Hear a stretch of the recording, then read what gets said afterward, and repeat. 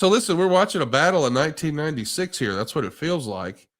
Mark Henry, who was in the Olympics that year as a lifter, he is in there right now with Kurt Angle, who we know won the gold medal in 1996. Now, I bring all of this up because those Olympic Games in 1996, well, they're in Atlanta. When all of that is happening, is it ever on your radar? Do you have anyone like a Jerry Briscoe? I mean, I know Briscoe did it for the WWF, but was Kurt Angle even on your radar when he was in Atlanta in 1996? He was not. He was not. 96, I was so focused on other things. We had plenty of talent. I wasn't actively pursuing talent.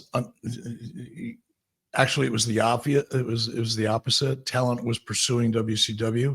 Yes. So I really wasn't looking, to be honest. Did you remember ever having a preliminary conversation or discussion about Mark Henry, about Kurt Angle, or about anyone on that Olympic scene? I guess I'm just trying to see, was there some sort of a pipeline or discovery process like we had with Jerry Briscoe on the WWE side? Was there anyone like that? Because we've heard, I mean, you've told us before that Kevin Sullivan had his ear to the ground in ECW. Was anybody looking in amateur sports? No. Okay. No, and that was clearly a mistake on our part. You know, the only one example I can give you of a decision I wish I would have made differently in this regard was Vern Gagne called me. I don't remember what year it was. I'm going to say 95. Could be off on that. But Vern Gagne gave me a call and said, "Hey, you got to look at this kid, Brock Lesnar." Vern was very active in the University of Minnesota amateur wrestling program, stayed very close to the coaches and the team and supported them financially and in other ways. And Vern called me and said, "This kid is amazing. And he's a big kid. He can move." And he gave me all of Brock's credentials. And I thanked Vern, but at that time, it might have been during the cost-cutting phase of my career, I wasn't looking for talent that needed to be trained and turned into a star. I was looking for people that had equity from day one. So I let that one go. Not that I could have signed him anyway, perhaps might have been able to, but I would have liked to have given that a try, to be honest. Take a look at what we're watching right here. Just so, yes, that is Mae Young taking her top off on Monday Night Raw. And of course, Mark Henry he's nervous because, you know, this is his baby's mama. He's got her impregnated here. Why are you laughing at that, Eric? That's the storyline. Mark Henry has impregnated. No, it's the storyline. There's nothing wrong with it. It's wrestling. It just makes me laugh. What's your favorite pregnancy angle in wrestling, Eric? Got a favorite? I can't think of one. Can you help me out here? Was there others? There's been so many, and I've never enjoyed a single one. I don't understand why it was ever a topic the second time. A fragile, pregnant woman, vulnerable, needs a hero.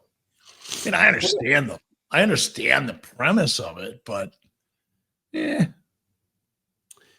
Well, can you explain the premise of Mark Henry getting Mae Young pregnant? Vince McMahon. That's just a Vince McMahon thing. He loved that quirky shit. Was this Mark Henry's sexual? Yeah, this was his sexual chocolate era. Yeah, this is when he impregnates Mae Young, and she's going to give birth to a hand, Eric. Yeah, I remember the giving birth to a hand gimmick because there was a lot of conversation about that. But did you see the shape Mark Henry was in that shot? Yes. I mean, you know, you see this guy walking around today, and he's a massive dude, and but you just know he's strong as shit. But look at him here. Yes. I mean, he looks like he could throw a car over a cliff. What a monster. Again, super nice guy. Have you met him? Yeah, great guy. Great guy. Great guy. Really smart, too. You should you ever have an opportunity to sit down and really get into an extended conversation with him about anything that doesn't have anything to do with wrestling, you'll be amazed how well read, how smart he is. He's a really, really bright guy. We've talked a lot about football. We've talked a lot about Bobo Brazil. I mean, Mark's a good dude. I got to know him a little bit from hanging around WWE and AEW, and of course, he's doing a fantabulous job over on Busted Open. And now I'm watching John Bradshaw Layfield, one half of the Acolytes, just beat the ever-loving snot out of Crash Holly here. Man, I've had a lot of fun doing Bruce's podcast with JBL these last couple of months. And this is a pretty ass-kicking match here, man. You've got the Hollies, Hardcore Holly and Crash Holly, against the APA. Man, I don't know that there's two people I'd want to mess with less, I think, than Bob Holly and Ron Simmons. Look at Ron Simmons helping himself to a little beer tap love there. This is hilarious. It is fun. Well, the APA as a presentation, did you get it? Did you like, Ron as a badass tag team? Because we've seen Ron as part of Doom. We saw him as a single star, obviously WCW world champion. But it just works for me, Ron, as a part of a tag team, whether it's Doom or it's APA or it's the Nation of Domination. I kind of dig that for Ron. What do you think of that presentation? I do too. Well, I've always been such a massive fan for Ron from day one, my first day on the job at WCW.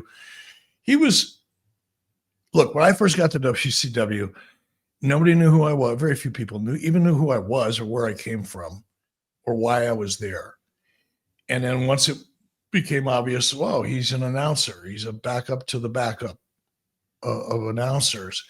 Whenever anybody would have to do an interview with me, it was usually not that important of an interview. It may have been for one of the syndicated shows or maybe, the Sunday night TBS show, things that just weren't really priorities for either Jim Ross or Tony Schiavone because they both had a tough workload. So I would get it. And then inevitably the talent would go, I get the C squad guy. So evidently this isn't that big a deal. So guys would do it. They knew they had to do an interview or they were doing it with me and they would show up and they would get through the interview. But you could just tell it's like, oh, I get the new kid. The fuck? I'm not good enough for Jim Ross or Tony Schiavone anymore. Now they're giving me to this kid. The fuck? Nobody ever said that, but you could feel it, right? Not with Ron. Ron was the exception to that rule. It's almost like he knew how awkward I felt and out of place I felt, and he went out of his way to make me feel really comfortable with him. He was not intimidating at all. He was just a classy performer and a pro. Became friends with him afterwards, still friends to this day, but he's one of the few people in the very beginning at WCW that he didn't take me under his wing by any stretch of the imagination, but he went out of his way to make me feel comfortable when a lot of people didn't.